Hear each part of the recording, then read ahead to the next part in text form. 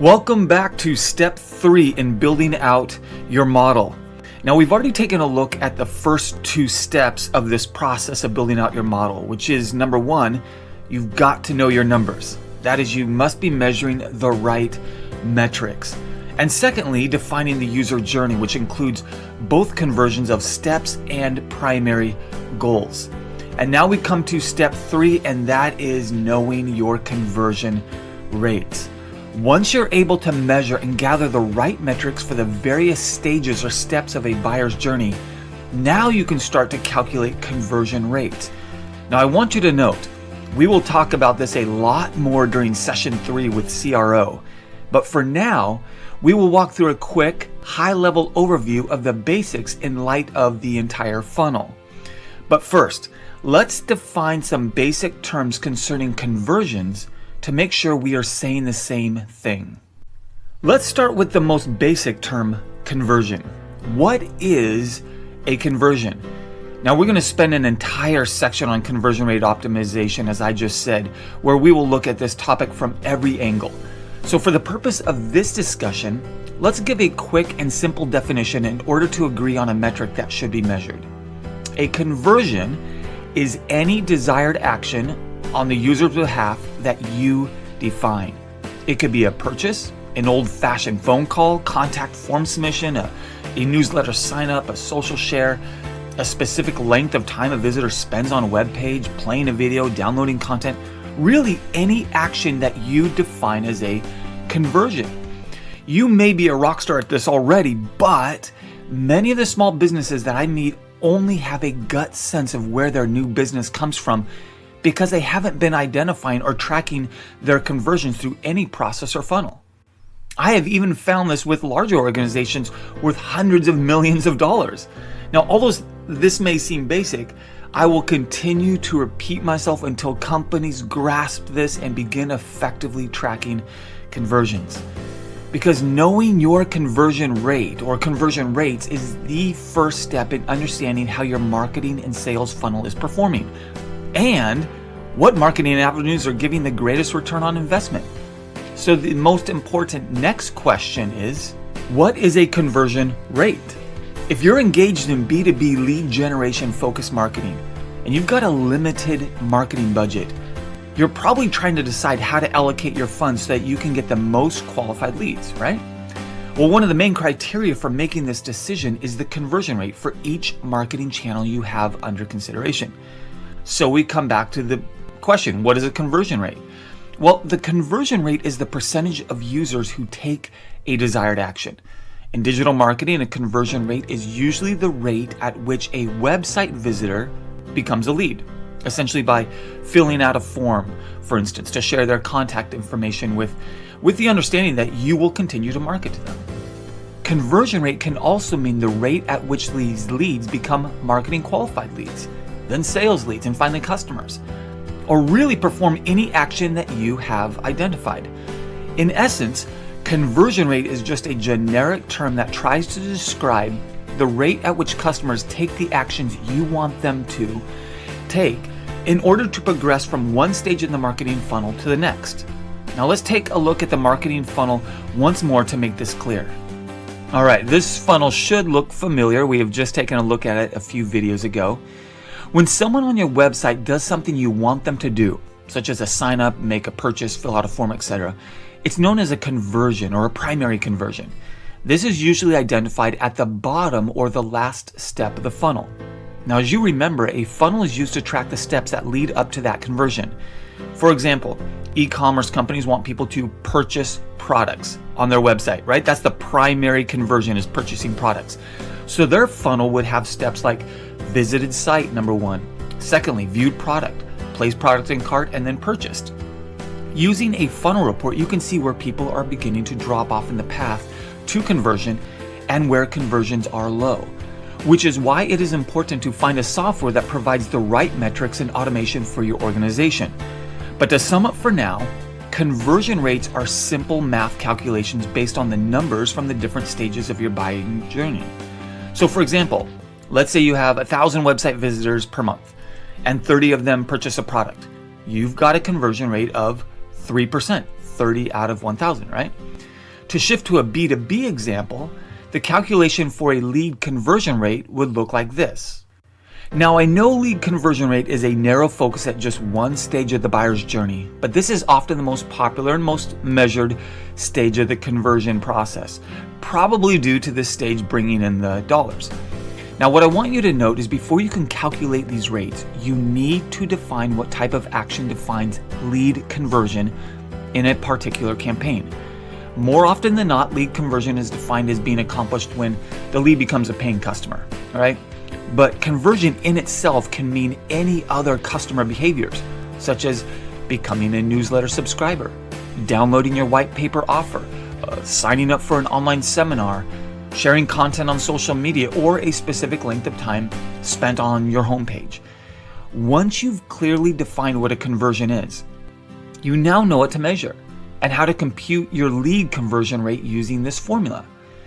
Now, if your conversion is defined as leads who become new customers, then the formula should look like this. Lead conversion rate equals number of customers divided by number of leads.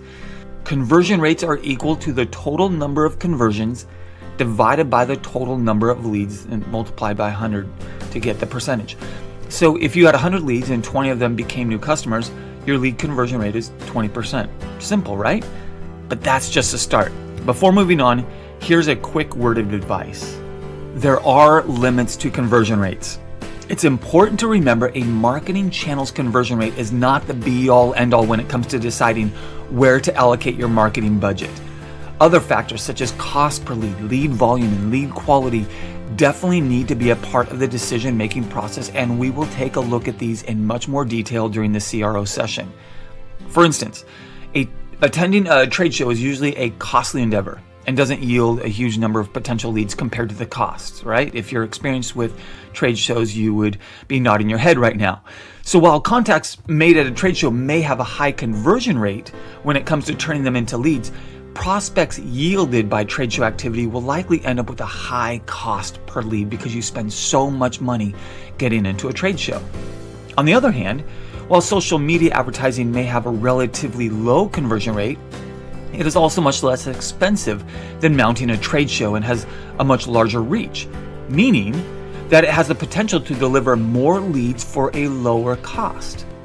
However, when it comes to looking at your digital marketing mix, where all marketing activities are relatively inexpensive and conversion rate data is abundant, comparing channel conversion rates can be an effective way to decide which channels you want to emphasize.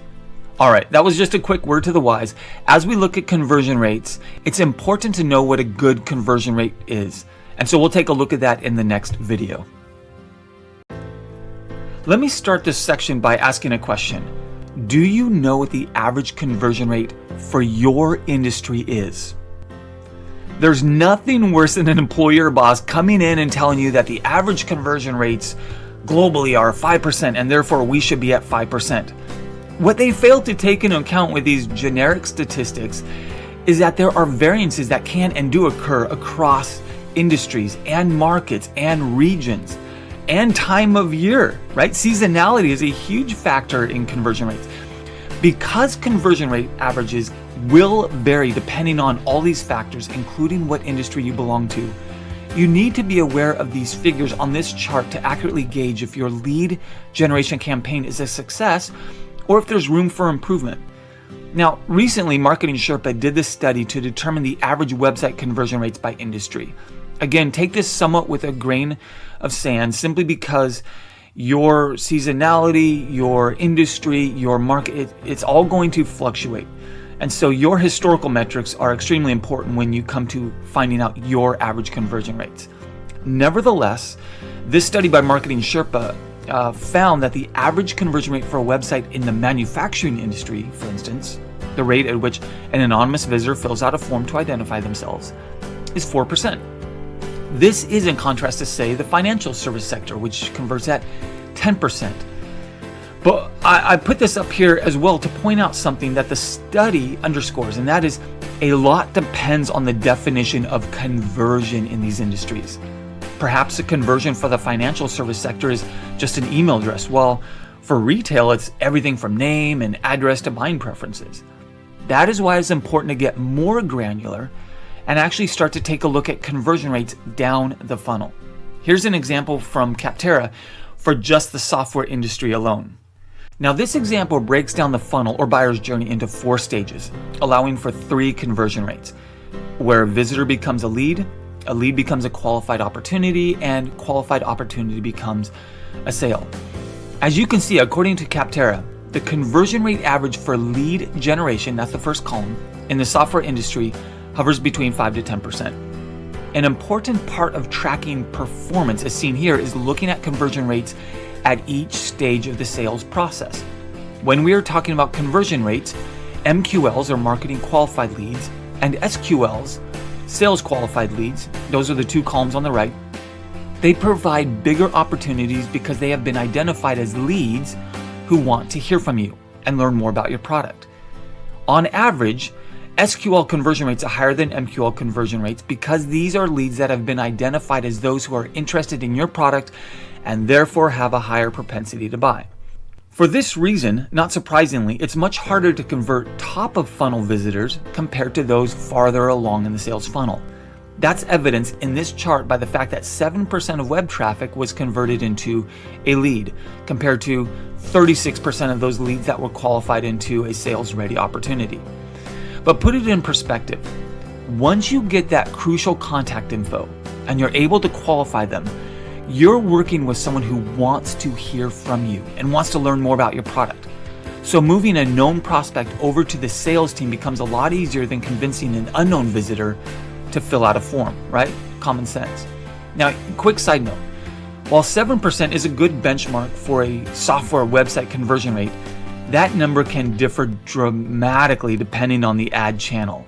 For example, WordStream did an analysis of B2B conversion rates on thousands of Google AdWords accounts, and they found that the average conversion rate for B2B advertisers was just 2.23%, with the top performing accounts reaching up to 11.7%. Of course, 2 to 11.7% is a pretty big range of performance, but most of the disparity comes from the difference in ad channel and quality of traffic that comes from an AdWord campaign versus any visitor to a software website. So, if you're getting lots of clicks but no conversions, you probably need to make some changes to increase conversions with your landing page. Does the landing page provide the info they were expecting based on the ad copy and the keyword they searched? Is there a strong offer that they'd be willing to submit their contact info for, or is it super generic and bland? The important thing to take away from this data is to not just compare your numbers against the averages or of another industry, because your lead gen goals may differ. Ideally, we take it one step further by measuring the average conversion rates by channel for our industry. Marketo, the B2B marketing automation platform, did conduct such a study by analyzing over 4,000 of its users' account data. Now, while this information isn't specific to any industry, it does provide some instructive information about which channels perform the best when it comes to conversion rates. Now, you should have a chart similar to this. If not, you should start measuring as much as possible and gathering your own data and averages that you can benchmark and build off from. Now, we can see here that inbound strategies, including on-site and off-site SEO and blogging, yielded an average rate of 3.82%. Paid marketing or online advertising, such as search pay-per-click campaigns, that resulted in 2.98% conversion rate on average. Social media clocked in at 1.95%. Now, this study by Marketo also includes conversion rates for offline lead generation strategies, such as sales prospecting. So what does this data tell us as marketers? Now, looking at the result, here's what should stand out to you if you want to start taking a look at potential channels that have higher conversion rates. First off, I see referral. The power of word to mouth, right? Referral is by far the highest acquisition channel for conversion rates, almost 4 times the average. In fact, some of the largest, fastest adoptions, things like Gmail or Dropbox or Zappos, they can be credited directly to word of mouth. So what's the takeaway? Build a great product, build a great experience, tell the world, ask your customers to tell the world, and maybe even reward them to do so, and you'll profit. Referral is a powerful channel. Secondly, I noticed inbound. Now, content is king. If you've been around any sort of marketing seminars or conferences or a marketer, period, you would have heard the term content is king. Now, Bill Gates predicted in an article written in 1996, he said this, and I'll read it to you. Content is where I expect much of the real money will be made on the internet. This is 1996, he said that. Now, over 20 years later, this couldn't be more true, especially in the digital marketing era, where choice of content is in the hands of the consumer. Imagine a pop-up ad, such as an outbound marketing channel, versus a funny infographic you chose to look at. That's inbound.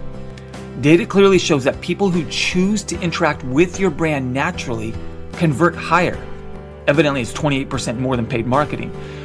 What are you doing to build content to support your customer's journey and engagement? Another thing I see here is sales prospecting. That's mining for leads. Now, to be honest, this one is a bit surprising. Leads sourced from prospecting convert at 1/3 of overall average. But this goes to show you how old-fashioned prospecting, such as door-to-door or cold calling, just doesn't work well compared to other sources. It isn't uncommon these days for me to hear about companies with 60 to 80% of their leads sourced from marketing. It's much more efficient to have sales do what they do best, selling, not cold calling.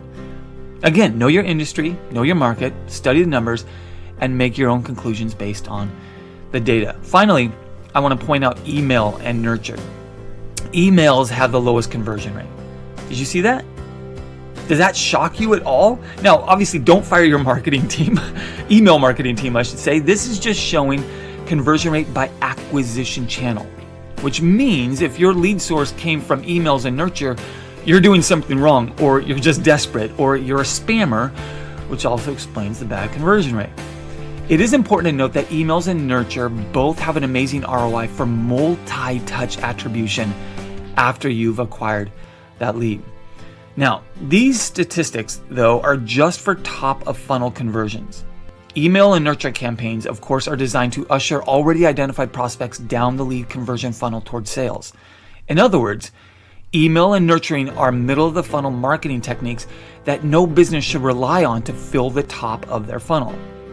All right, let's take a look at one last chart to wrap up this section. Now, this chart shows the lead quality by channel. That is, the number of leads and conversion rate by channel are good numbers to measure and know, but how good are these leads? That is, you can get a tremendous number of leads from one specific channel, but are they good? How do they perform further down the funnel? Now, here's the results. This chart shows the results of If by Phone study of the approval ratings for marketing channels that convert the highest quality leads. Now, what I want you to note is that these are middle to bottom of the funnel conversion rates, right? When it comes to converting leads into sales, the marketing mix that helps make these sorts of conversions happen is substantially different than the top of the funnel techniques. Here's the takeaway. Based on these findings, how is your business performing? Now, keep in mind, no matter where you fall in that range, there's always something that can be tweaked and improved. But what can you do to improve? And again, don't use these average conversion rates as the be-all, end-all, as though you have to be exactly here. I'm just using these as a reference.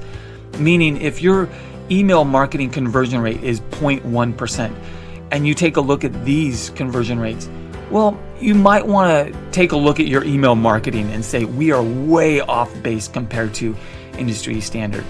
Now, the purpose is not to depress you, but to empower you to measure and understand where you are compared to industry standards. If you are below, then you can improve.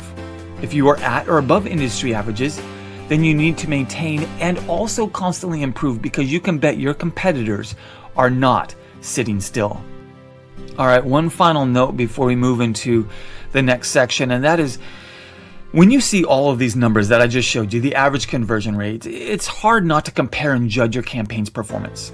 The point of it is to make sure you're considering all of the factors that go into that conversion rate. For example, one company's or one industry's average conversion rate can be higher than other channels due to a number of market factors.